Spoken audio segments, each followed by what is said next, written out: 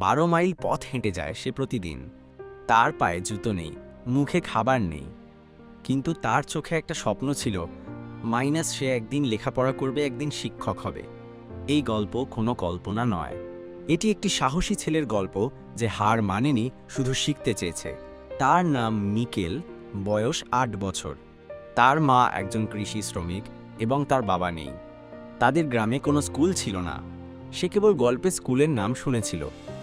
একদিন সে একজন শিক্ষককে দেখে, যার বাইকে লেখা ছিল শিক্ষা মুক্তি দেয়। সেই দিন থেকে সে 12 মাইল দূরের স্কুলে পায়ে হেঁটে যাওয়া শুরু করে।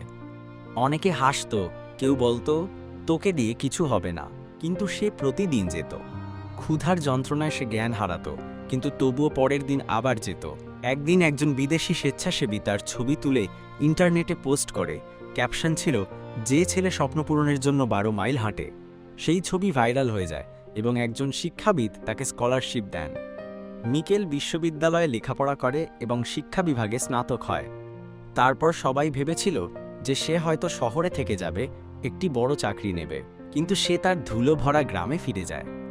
সে নিজের জমিতে একটি স্কুল তৈরি করে, যার নাম দেয় ফ্রিডম স্কুল, যেখানে আজ 60 জন এতিম শিশু বিনামূল্যে লেখাপড়া করে। প্রতিদিন সে তাদের বলে, তোমাদের কেউ দেখে না, আমি আছি। এই গল্প শুধু মিকেলের নয়, এটি সেই সব শিশুদের গল্প যারা ক্ষুধার চেয়ে স্বপ্নকে বড় করে দেখে, যারা পায়ে হেঁটে শিক্ষা খুঁজে নেয় এবং একদিন নিজের আলোতে অন্যকে আলো দেয়।